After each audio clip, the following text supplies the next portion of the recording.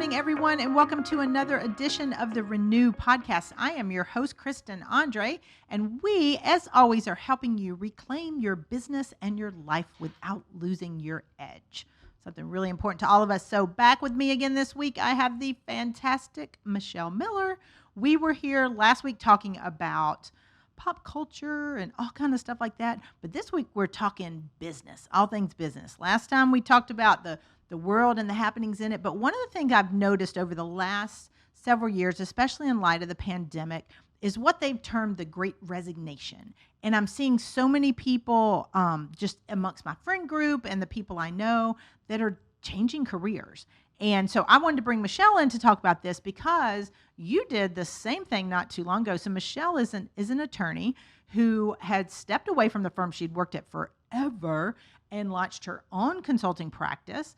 But that was a big change for you. So I'm excited to have you share your insight with us on kind of what made you do that. So welcome back. Thank you so much for having me back. Yeah, this is slightly different topic than all the pop culture we talked about last time. But that's okay. That's all right. They're both good. We've got to have the downtime and the escape from reality.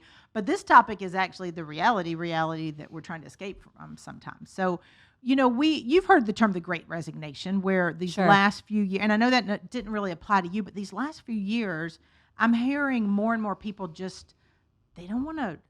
Well, some people just don't want to work at all, right? But there are some people that have just gotten to the point where I don't want to do what I've been doing. And I know that happened to me more than a decade ago. So what was it for you? I mean, what made you make a change? Yeah, it's interesting. I never really saw myself as being part of the Great Resignation or wanting to. As you mentioned, I am a lawyer and I've been practicing for the last 14 years, litigating workers' comp claims on behalf of employers and their insurance carriers. That's a long time. I mean, 14 years is a long time. It's a long time, and it's a long time especially to have been with the same firm. I feel like these days you really don't hear of a ton of people staying with the same company for so long. But I loved what I was doing, and I still love workers' comp. And the reason that I got into it initially was because I wanted to litigate versus doing primarily transactional type work. So litigation is where for those of you guys that aren't as familiar with legal, that's where you're in front of the judge and you're arguing. Yes. Is that right? I mean, am I summing that as a non-attorney here? Absolutely, yes. Because my daughter's in law school. She's finished up her second year, not planning on going in litigation. And I will tell you, she probably should because she loves to argue. Well, there's plenty of arguing that can be done over transactional work. Make sure she still gets to use that skill set. It's actually, you see law on TV, right? Court shows. And so in your head, that's what it all is. Yes. But in reality, a very small part of law actually is litigation. I think it's like 10-15%. Oh, well, that doesn't sound nearly as fun. But right, so for me, I always wanted to litigate, and you're right. It's going to trial, and then all of the things that you do to prepare for that, taking depositions and the discovery process, and all of that. And that was what I was always drawn towards. And so I went into workers' comp because that, aside from criminal law, is probably the fastest place to really get your feet wet in litigation. I mean, you pass the bar and you're taking depositions almost immediately, and it really allows you to be able to jump right in, where a lot of other areas of civil law are, it's years and years before you're really allowed to jump into that kind of stuff. So anyway, that was what drew me initially, and I loved it, and I still love it. Got really into it, learned every nuance of workers' comp that I could. But over the last couple of years, when I stopped to really think about it, which I think that's the issue that a lot of people don't do, right? You don't ever really stop to re-examine something. You're like, I love my career. I love what I'm doing. That's true. I think so many people just go through the motions. They go to work, they clock in, they clock out, they come home. Right. They don't really think about, am I enjoying this, or what parts of it am I enjoying? Yeah, what parts of it? I think you really nailed that on the head, because I did love what I was doing and was happy with it and all of these things. But over the last couple of years, I started really examining it through conversations I was having with other people. They'd be like, oh, well, what parts of what you're doing do you love? What parts do you not love? And it wasn't until I started having those conversations that I realized myself I less and less was liking the actual litigation piece, and more so what had become my favorite part of my job was the advising piece. The clients would call and say, I had this issue, what do I do? Or what defenses do we have available, based on this set of facts? And I could help them and tell them the answer and walk them through the solution. And I was having this conversation with someone most recently about a little less than a year ago, and she was like, you can make your favorite part of your job your entire job. It's called consulting, and here's, and it's something that seems so obvious, but that had never quite dawned on me. So it sounds like that was a big light bulb to you, but I wonder how many people do you think actually have those conversations?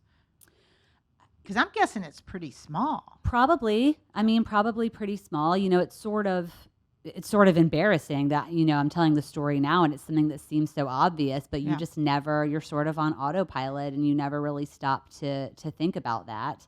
And as you and I were briefly, touching on before, I never really saw myself as like the entrepreneurial, I'm like, I don't have any designs on going out and building my own business and all of this kind of stuff. That was never really me. Well, I think that's interesting because a lot of entrepreneurs don't see themselves that way. You're right. But they just get fed up. And you might not have been at the fed up stage, but it gets there. They're either a little bit job disturbed or not doing exactly what they want. But you said you make your favorite part of the job, the majority of your job. I love that because so many people out there.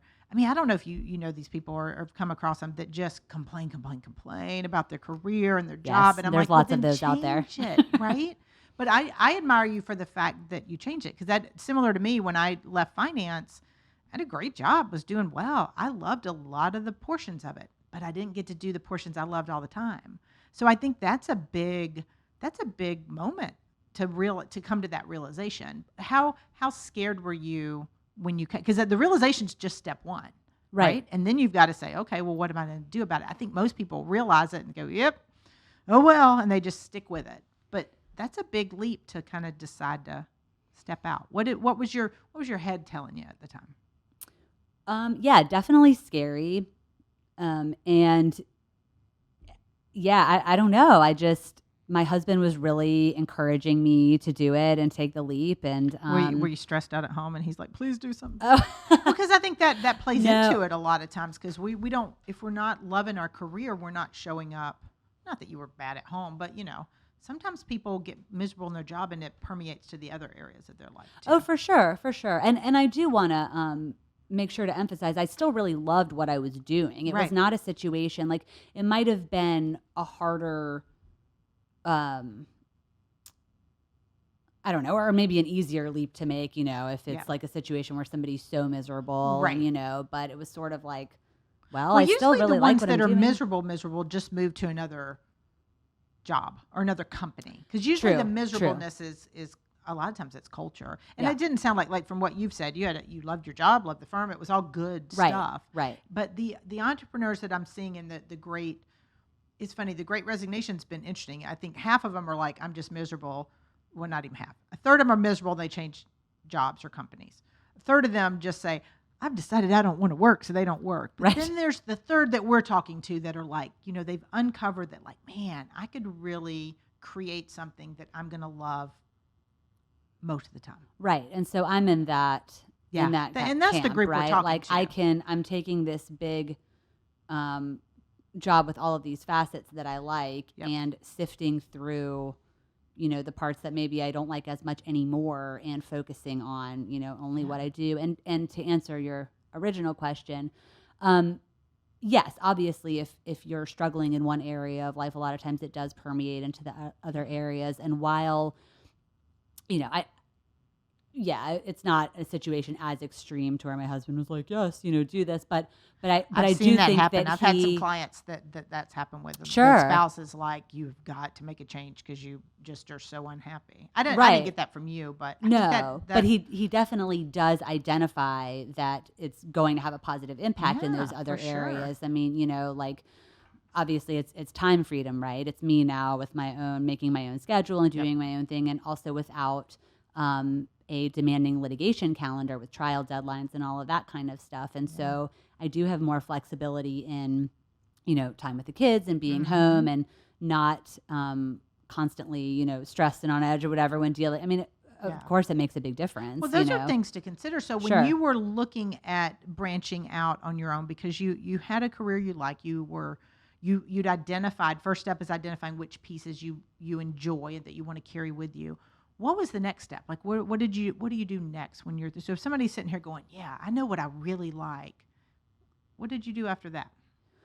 I had a lot of conversations with all kinds of people, a lot of whom do something similar to what I was looking to do and just started doing, maybe in some different areas. I talked to people who do general risk management consulting. I talked to people who never wanted to start their own business and went out and started their own business, even in, a variety of different industries. So you were data gathering is really what it is. And I think that's so and I'm still doing a lot of that also. Well, I think I'm data gathering now, 13 years later after launching my firm. But I think that's so important. It's one of the opportunities. I love what I hate the part of the resignation where people are like, I'm not going to work. I'm going to go do TikTok for a living and make $1 gazillion. I hate that piece of it, because some people, some of y'all just got lazy. And I know that's not you. That wasn't me. It's not the clients we both work with, but there's such a good opportunity now for people to take control of their future, both from a time standpoint, exactly, a relational standpoint, a financial standpoint, which is exactly what you did. But I love the fact you data gathered, because what I want to make sure is, as I do business strategy and consult with my clients, is I don't want people making rash decisions. I want them to make well-educated, thought-through decisions. Sure. Because some of y'all fools are making too many rash decisions without doing research. So we want to make sure we did that. So talking to a lot of people was huge. Well, and so, I mean, that's a textbook, example of my personality anyway. I'm definitely not a rash decision maker in any, very, very deliberate and calculated and typically extremely risk averse. I mean, even, this is a very reasonable risk, but it's still a risk, it's right? Still a always risk. And is. I think entrepreneur. I mean, let's sit on that for a minute, because launching your own business is a risk, and I know, because I'm very risk averse as well, but I'm also I will try things and course correct as I go. So I'm a big believer or fan of the Clifton Strengths Finder, which is a personality assessment. They figure out what your strengths are. One of mine is called Activator, which basically is described as ready, fire, aim. So that's kind of how I am. Okay. I will go for something and then correct it along the way. However, I have analyzed it to death before I've started. And I think a lot of entrepreneurs, or a lot of people with an entrepreneurial mindset, or that want to launch their business, they're scared to, and they don't do that. So I think for those of you guys listening who are like, oh, that's scary, part of what makes it less scary is to do the research on the front end. Right. Yes. And that's true.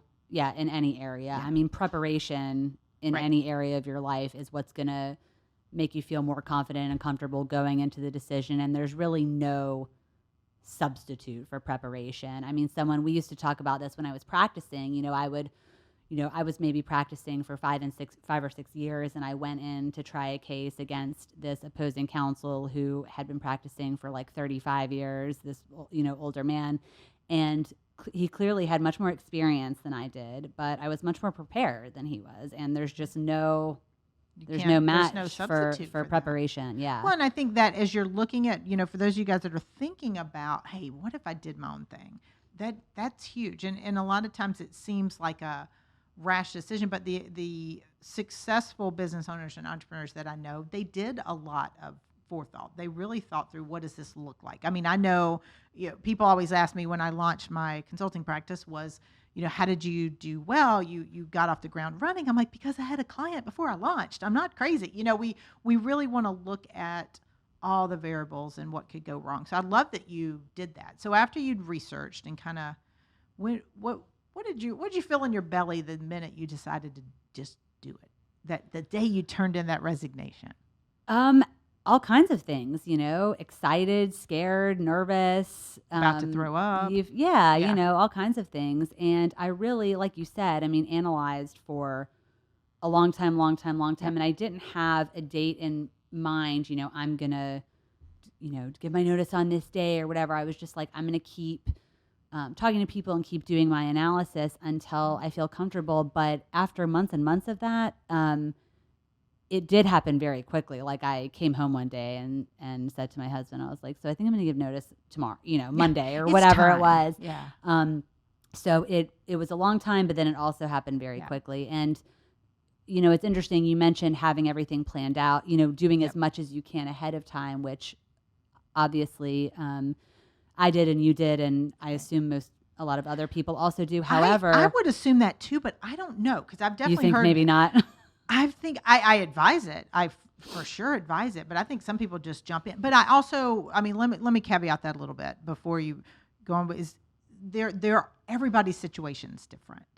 So if you are somebody at the time when I launched my firm, I was the only breadwinner. So that's a big difference. So Sure. for people who you've got to look at the financial situation as well. So people always say, should you quit your job before, fully? I'm like, I don't know. It depends on your financial situation. So I Right. think you do have to have conversations with your spouse, or if you're single, you've really got to look at your situation, see what makes the most sense.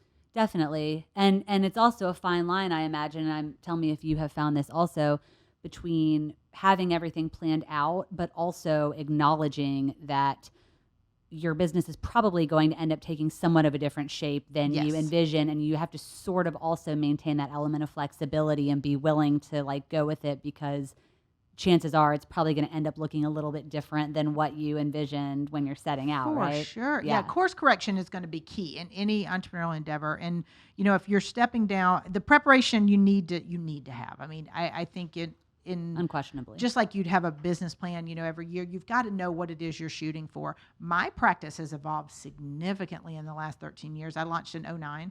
So, and I have a finance background. So I feel like I had a very good, what I researched was what I knew. I knew who I wanted to work with. I knew what I needed to make financially. I knew what type of services I wanted to offer. What I do now, 13 years later, totally different than what I did when I first launched. My client base is different. The services I offer are different. But this is what I'd love to hear with you, and where see your trajectory going. What I'm doing now uses way more of my strengths and the things I love than when I Perfect. started, because I feel like when I first launched, when you first launch a company or a service related business as ours are, or especially consulting, you do all the things. You've got to do all the things because Sure. you just need to get clients in, and you need to get the revenue going, and you need to establish yourself. And then once you've done that, then you get to kind of tweak things and I like this. I like working with these people. And it's so cool, a decade later, plus to be in a position where I don't work with anybody I don't like, which is awesome. I mean, my private clients are fun. Like every single person I work with, I enjoy, because if I don't enjoy them, I'm not taking them. Yeah. Right. And that's a beauty, I think, that entrepreneurship allows us that the corporate environment doesn't. It's just another element of freedom, right? Like there's time freedom when you go on your own, and then to your example, there's the freedom to choose who you're working with. You're not my ideal client, and I have this person over here who is, and so I'm going to devote the time to that person, And you mentioned and I think that's a lot of it for people. Well, that's a lot of what frustrates people in corporate environments, but you mentioned really being able to do your favorite parts of your job. Do you think that's a factor for a lot of people that branch out on their own, whether it's consulting or, launching a cookie company? I don't know. I would hope so. Yeah. I mean, or at least to be able to do it in their favorite way, right? Like with their own flexibility and make their own choices about when they're working. I mean, based on the people that I know that have gone out on their own, I think the time flexibility is a big component of it, right? Like I can, I don't have to be at my desk from 9 to 5. I can do, 7 to 11 and then 3 to 5 or whatever. Well, talk about that for a minute, because I think that's a big draw to entrepreneurship. And I feel like part of it, and I know I keep going back to the Great Resignation, but we're seeing so much of that in today's environment. And I feel like over the last 2 years, I did not launch my business because of the pandemic. Mine was established well before. You didn't. While you may have launched during it, you didn't launch because of it. But I feel like so many people are saying no to jobs, corporate jobs, and going out on their own because of that time freedom, because of what they got used to. They got used to working from home. Yep. They got used to not having to commute. And I feel like now a lot of people are like, I don't want to go back to that. I don't want to go back to the way it was in 2019. Right. But the time freedom is huge because both of us, I think, have a great work life that we very intentionally set for ourselves. Yes. And fortunately, even when I was practicing, I mean, that's one of the many reasons I stayed at my firm for as long as I did. As defense firms go, I had a great work-life balance. I had a lot of time freedom. It was not a micromanaging type of place. But it was still a defense law firm, and so you're just not going to have as much, your billing hours and that kind of thing, So, yes, I mean, this certainly allows me, I have 2 little boys, they're 5 and 6, and so they're getting into elementary school and after school activities. I mean, I think you're just ramping up. It gets busier from now. I'm 5 sure. and 6. I mean, but that's a big thing. And I feel like, if you've got 2 little boys, and I don't know if they play sports or will play sports, who knows? But you're at that age where that's huge to people. And I think employers underestimate how critical that is to most people. They do 100%. And frankly, I mean, I personally underestimated it. I had in my head as a new mom, that the baby stage was going to be the toughest in terms of the work-life balance. Nope. And obviously that was a huge challenge. But now to your point, they're older, they're getting involved in activities. Like it's no less busy and challenging. It's just less of the, daycare is calling, you have to come pick them up because they're sick, and more of the, got to leave to play the baseball game and leave baseball and go to golf and help them with the homework and all of that kind of stuff. Well, and it's true. Like we don't, as parents, and I think a lot of, we were seeing young entrepreneurs too, but I think a lot of parents, the time thing is big because we're always going to have those pulls. I remember asking my dad not too long ago, I was like, when do we stop? Like as a parent, when do I stop worrying? When do I stop being all consumed? And, I'm in my 50s and my dad goes, I don't know. I'll let you know when it happens. Right. Because he's still all, worried about me. He's not having to pick me up from my games, but it's true. There's so much demand on everybody right now. We're being pulled from so many different angles that I feel like entrepreneurship, and that's why we're seeing this as people, it's just one thing you've got a little bit of control over.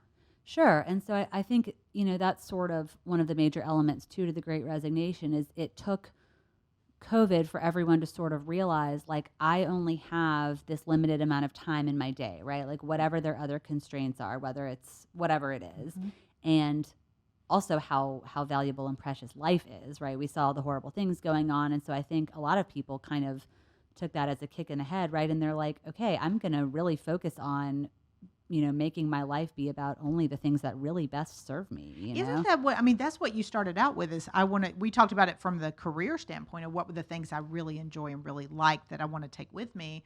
But it is from the life and the balance standpoint too, because I remember, Dave Hollis, who was big towards the beginning of the COVID, he's kind of died down a little bit, but he had a quote right at the beginning, maybe the first 6 months into COVID.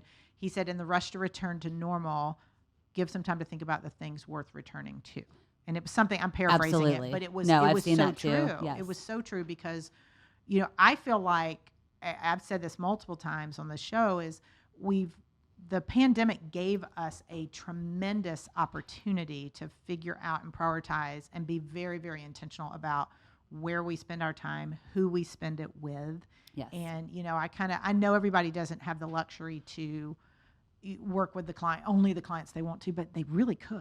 If the funny thing is, we're seeing this now especially with social media and the emergence of that and the emergence of influencers. You can make a living doing pretty much anything that interests you.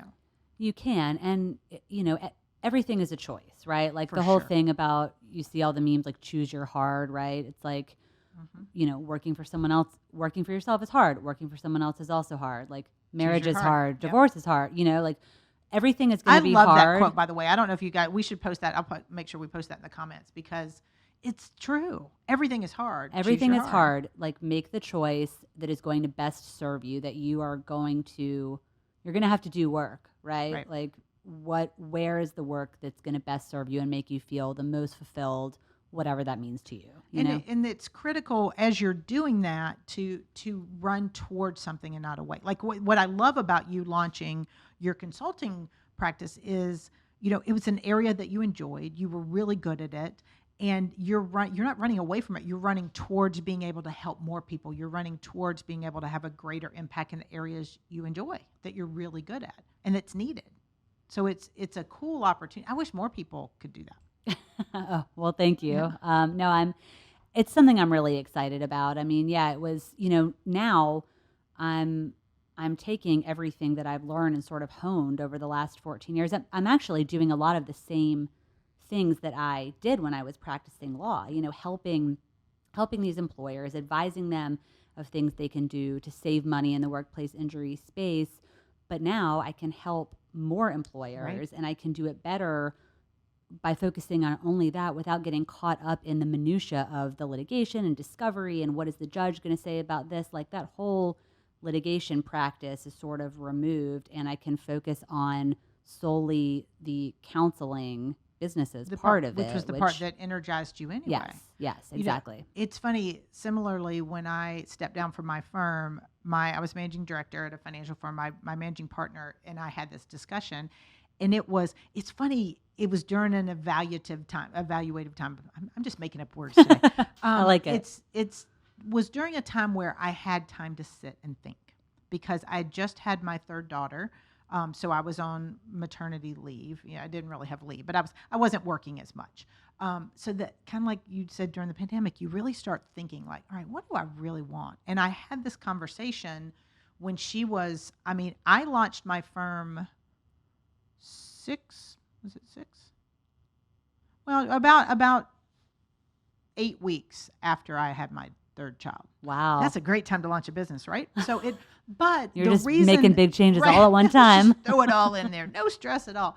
But the reason I did is I was having, shortly after I'd had Kennedy, my youngest, I was having a conversation with Phil, my managing partner, and I was like, here's what I love. Like, I love speaking. I love developing our advisors. I love the practice management piece and the business consulting I was doing with our team. Mm-hmm.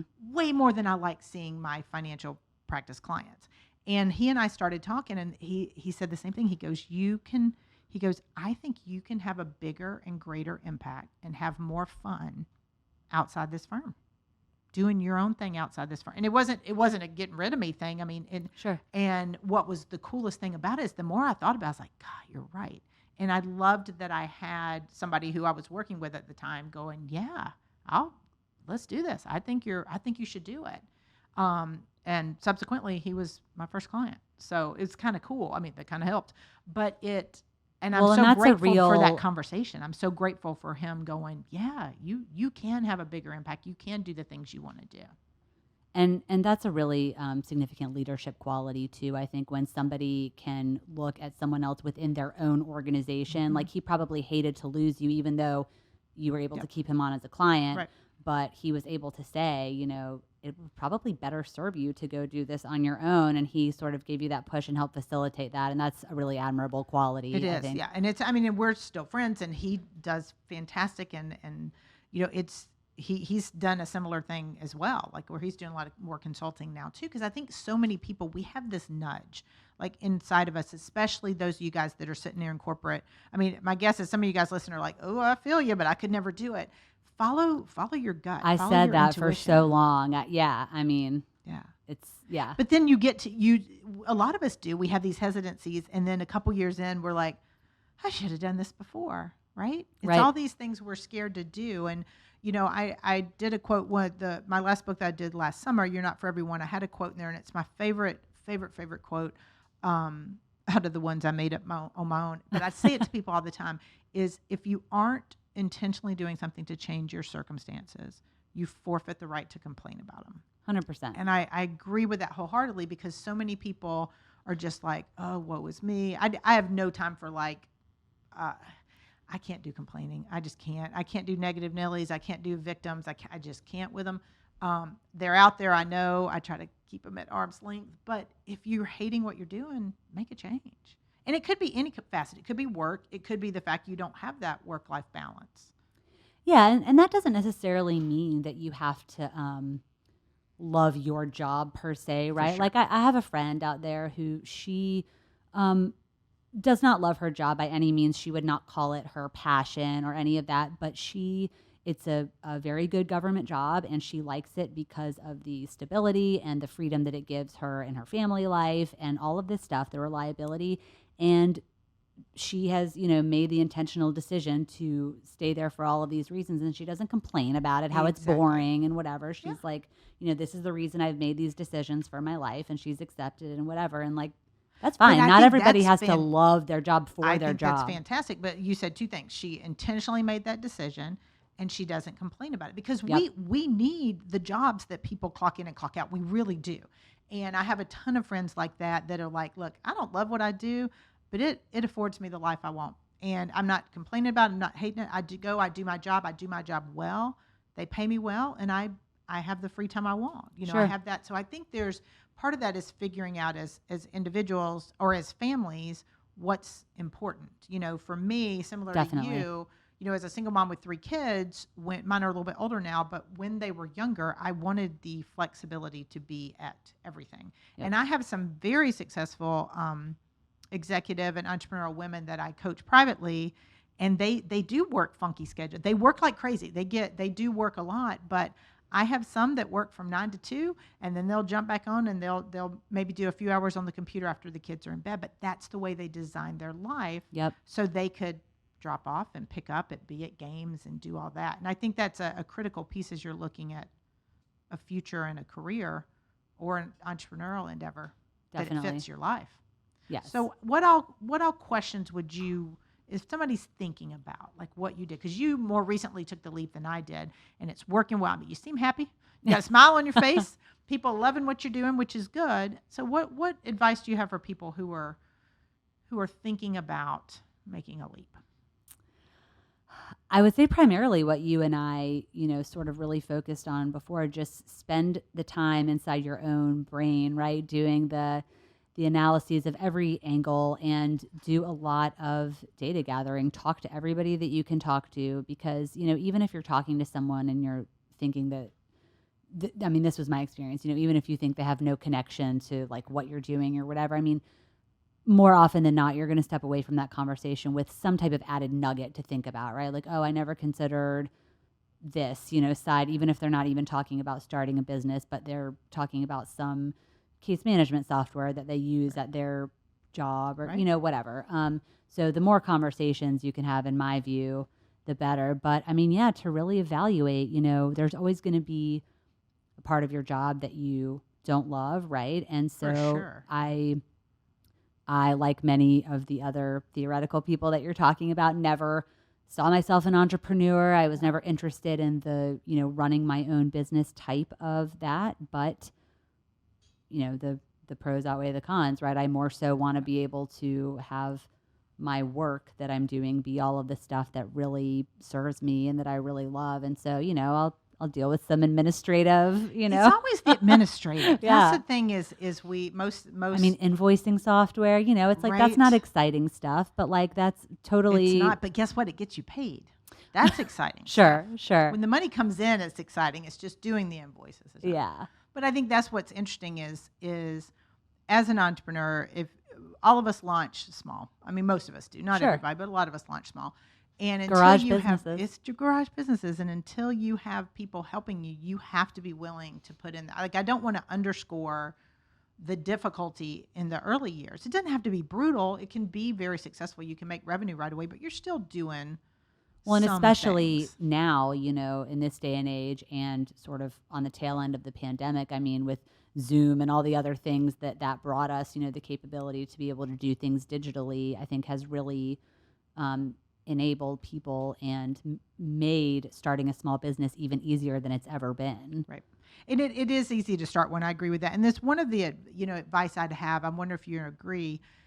Advice I have for people is we're seeing so many folks now. What I love about the way you launched and the way I launched was that it was thought through. It was, we interviewed people, we talked with people, we got the input of folks closest to us, folks that do what we do, folks in similar. I talked to a ton of other coaches and consultants when I launched as well. Some of them are competitors of mine that are we're still in study groups together.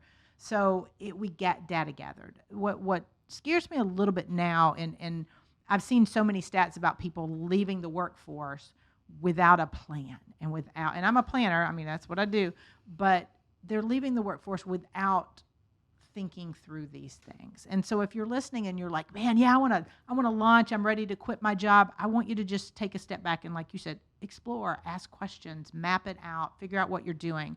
From a financial standpoint, know your number. Like that's a big, I mean, I say this all the time because my background's finance.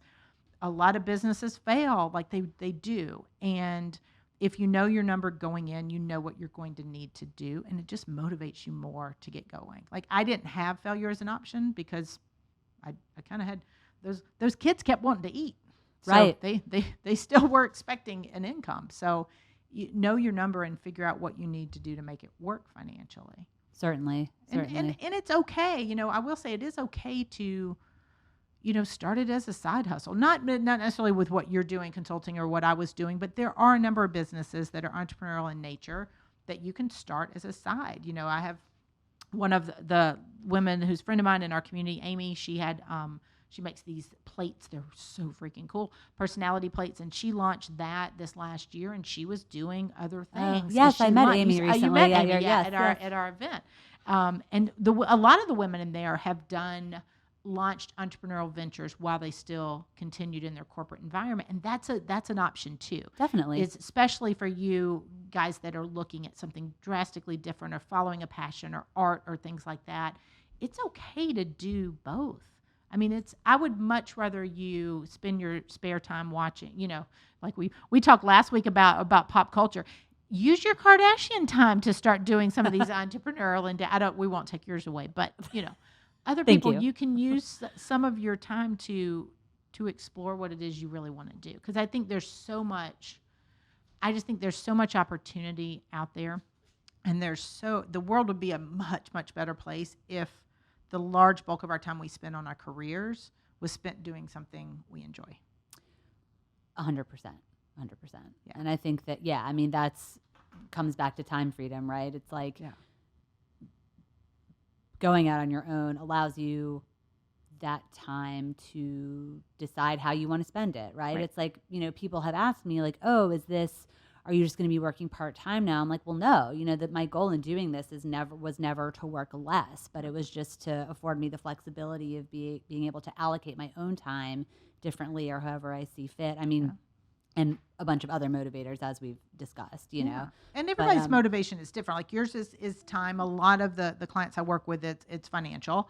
I'd say it's time or financial are the two big ones. Some people just don't want to be told what to do. And I think that's very okay common. Too. And, you know, along with that, I think that sort of goes hand in hand with the financial piece, right? It's like being told what to do. And because I, you know, may have a boss and work within this structure, like I can only ever make X amount of dollars, right? Whereas if I go out on my own and no one's telling me what to do, they also can't tell me how much money I can make. If I want to spend all of my time working to make $10 million, I can do that. You know, there's no cap. And I think that's very common too. And that's where it goes back to knowing yourself, because some people, you know, I do have friends, I've done some episodes in the past talking about, you know, financial freedom and different stuff. And I've had a couple people reach out to me afterwards going, you know what, I'm cool just clocking in, clocking out, making $50,000 a year. I'm like, that's fantastic. If you love it, totally. Like the number is irrelevant. You just need to know what motivates you, because I can't say I don't like to be told what to do, but I don't like to be told what to do. I mean, so I think that was a big factor in it as well. But financial was for me when I first went into finance. So I didn't even go entrepreneurial at that point. I went from one industry to another. I'd hit a salary cap, and that was, to me, I was like, wait a minute. And they're like, I got a 0.3% raise one year, and they're like, well, you've maxed out on the salary cap. I'm like, well, I'm 29 years old. That's not fun, right? So and salary caps are very common. I mean, businesses have to be profitable too. You know, it's like it's just places have to work within the structure that is, you know, set out. But a way to alleviate that, if the unlimited earning potential is something that's really important to you, is to go out on your own. Go on your own. And I think that goes back to, like you said, your why. Time freedom was really important to you. Financial and time freedom were both equally important to me. And I feel like a lot of people that are launching their businesses, those are probably the two biggest ones. That and the fact that they want to set their own goals. Not necessarily goals, but their own time. Yeah. They want Definitely. to make their own rules. So Yeah. the rules are tough, though. I mean, I don't want to underscore like it for you. Has it been a cakewalk thus far?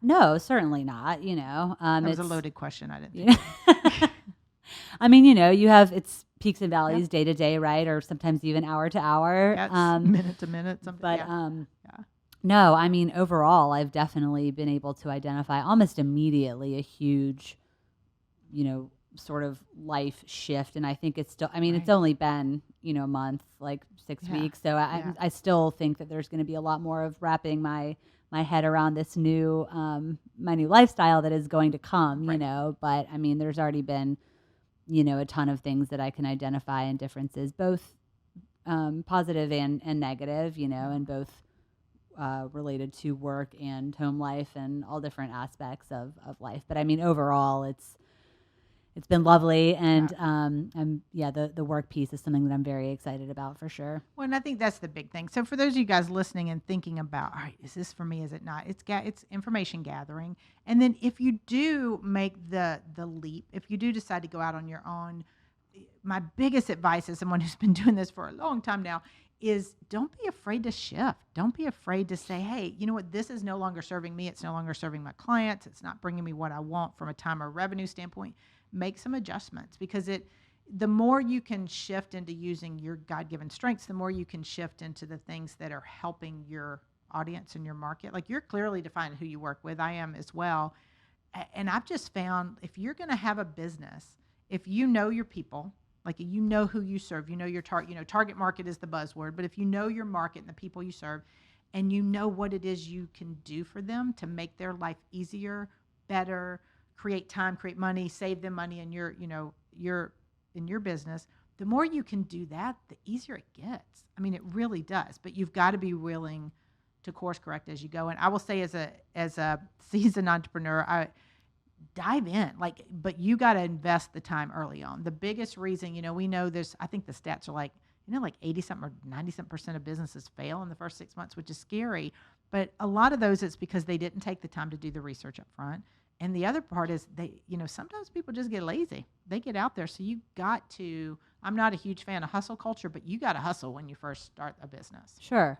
Well, I mean, yeah, I think if you want to be successful in anything, right, you're going to have to hustle. And it's like we just said, choose your hard, right? Like, do you want to hustle in your current structure if you're working for someone else when you might not be good at working for someone else, or do you want to hustle to build your own thing, or, you know, whatever. So everything is a choice. Choose your hard. Yep. I love it. Yep. I love it. So as we're wrapping, biggest piece one, I know we covered a lot of it, but out of everything we talked about today, if somebody is sitting on the fence and going, man, I wish I had that kind of freedom from a time standpoint, from a revenue standpoint, I'm not really sure. What's the one thing you would advise them to do right now when they're thinking about all this stuff?